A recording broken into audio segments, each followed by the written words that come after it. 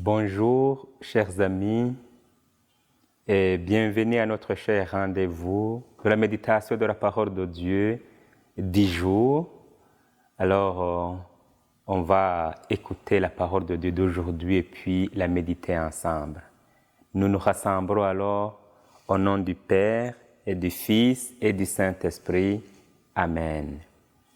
L'Église aujourd'hui fait mémoire de Saint Antoine de Padoue.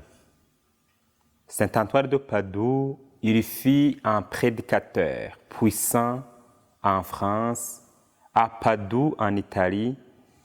Il y rappelait les exigences sociales de l'Évangile. Il est docteur de l'Église parce qu'il a vraiment fait beaucoup de choses dans l'Église, dans ses enseignements. Il est mort évidemment jeune, il est mort en 1231 à l'âge de 36 ans. Alors nous lui demandons de prier pour nous, de prier aussi pour l'Église actuellement. Prier aussi pour les pasteurs de ce jour. Alors on va écouter l'Évangile qui va nous servir de méditation aujourd'hui. C'est l'Évangile selon Saint Matthieu, le chapitre 5, du verset 20 au verset 26. Le Seigneur soit avec vous. Évangile de Jésus-Christ selon Saint Matthieu.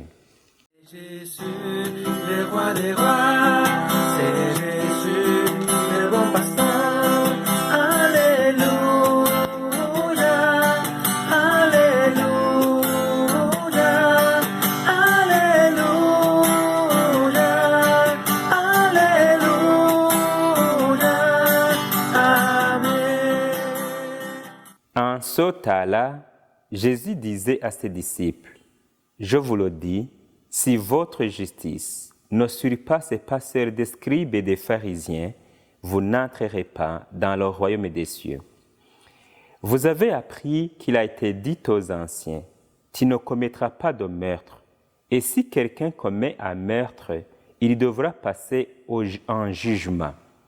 Eh bien, moi, je vous dis, tout homme qui se met en colère contre son frère devra passer en jugement. Si quelqu'un insulte son frère, il devra passer devant le tribunal. Si quelqu'un le traite de fou, il sera passible de la géhenne de feu. Donc, lorsque tu vas présenter ton offrande à l'autel, si là tu te souviens que ton frère a quelque chose contre toi, laisse ton offrande là devant l'autel, va d'abord te réconcilier avec ton frère et ensuite viens présenter ton offrande. Mets-toi vite d'accord avec ton adversaire pendant que tu es en chemin avec lui, pour éviter que ton adversaire ne te livre au juge, le juge au garde et qu'on ne te jette en prison. Amen, je te le dis, tu n'en sortiras pas avant d'avoir payé jusqu'au dernier sou. Acclamons la parole de Dieu.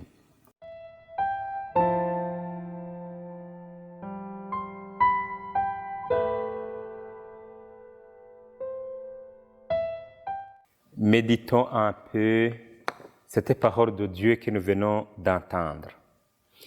Jésus nous enseigne aujourd'hui sur des choses importantes.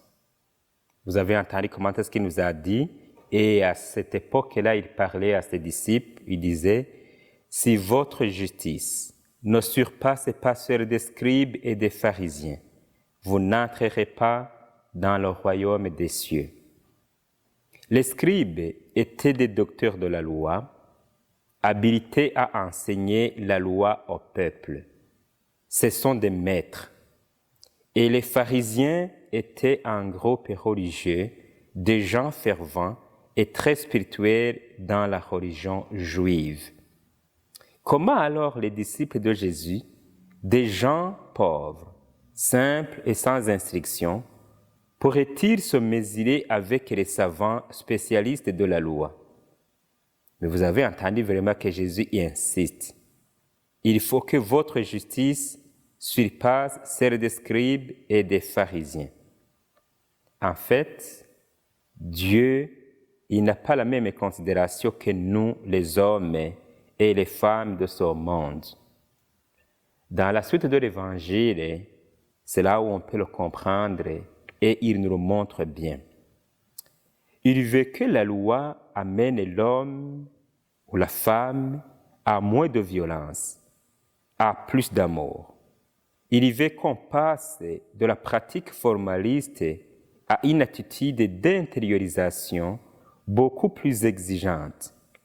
Ce qui pourrit le cœur du dédain, ce n'est pas d'abord le geste de tuer, mais c'est la haine. Il nous rappelle aussi que la piété envers Dieu ne peut être vraie que si on aime d'abord ses frères. Tout ce que l'on peut faire, on peut prier, on peut présenter des offrandes, on peut aussi manifester d'autres sortes de piété, mais si on n'aime pas vraiment les frères et sœurs, si on n'aime pas le prochain, ça ne vaut pas grand-chose devant Dieu. L'amour de Dieu et l'amour envers le prochain est encore en premier. C'est d'ailleurs la loi, la première loi, le premier des commandements que Jésus nous a donné. L'amour dont le Seigneur veut que l'on manifeste va jusqu'à aimer même nos adversaires. Donc, il prône la réconciliation. C'est ça la nouveauté de l'Évangile. Nous aimer les uns les autres et aussi vraiment vivre cette réconciliation comme Jésus lui-même nous le demande quand il dit « Soyez miséricordieux comme votre Père céleste est miséricordieux ». Où est-ce que moi alors je me situe par rapport à cet évangile d'aujourd'hui?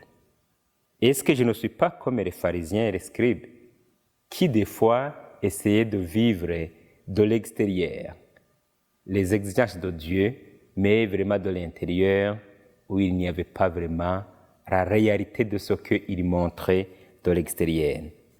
Que cette bonne nouvelle nous aide à suivre davantage cette nouveauté de l'Évangile. Alors pour terminer, je vais présenter une petite prière au Seigneur. Seigneur Jésus, donnez-moi un cœur nouveau pour pouvoir vivre selon ta volonté et comprendre ton évangile. Amen. Voilà, chers amis, ce que j'avais prévu pour méditer avec vous cet évangile d'aujourd'hui. Alors, je vous remercie d'avoir suivi cette méditation. Je vais vous laisser avec la bénédiction de notre Seigneur, de notre bon Dieu. Le Seigneur soit avec vous. Que le Dieu Tout-Puissant et Miséricordieux vous bénisse, le Père, le Fils et le Saint-Esprit. Amen. Merci, bonne journée.